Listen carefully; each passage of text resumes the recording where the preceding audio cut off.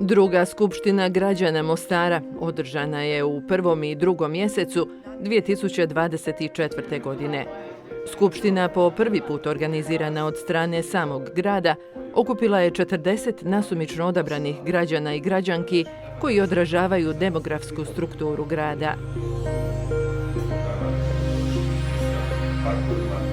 Građani i građanke su se sastali tijekom 3 vikenda kako bi se informirali, raspravljali i kreirali preporuke za lokalne vlasti o temi koju je nominirao grad, gospodarstvo i turizam.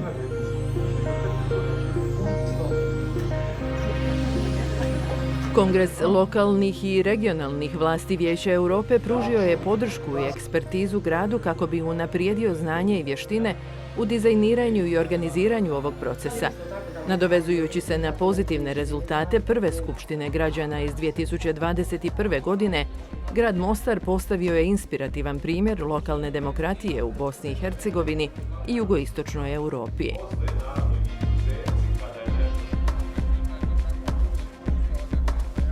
Pravila i procedure skupštine temelje se na prilagođenoj metodologiji i u skladu su sa standardima deliberativne demokratije.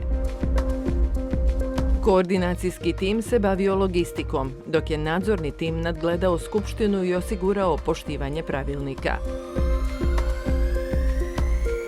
Članovi skupštine upoznali su se s temom od strane 12 stručnjaka za turizam i ekonomiju, kao i od drugih zainteresiranih strana, koji su pružili različite uvide i prijedloge o tome kako bi grad mogao razviti svoju turističku infrastrukturu i ponudu te postati atraktivnija destinacija za dugoročni boravak posjetitelja.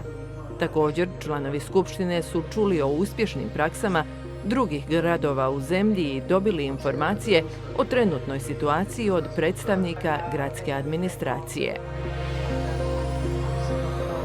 Nakon faze učenja, članovi skupštine su raspravljali u grupama uz podršku facilitatora i sastavili preporuke iz 4 tematska područja.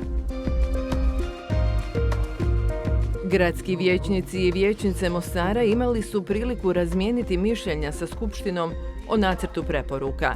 Lokalni vijećnici Mostara pohvalili su kvalitetu preporuka i angažman građana i građanki, što doprinosi jačanju zajedničkog kreiranja politika i dijaloga, te izgradnji jačeg osjećaja pripadnosti zajednici.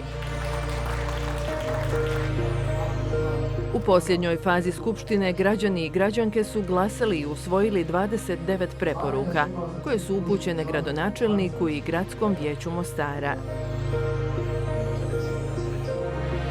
Sve informacije o procesu mogu se pronaći na web stranici www.mostargradimo.ba.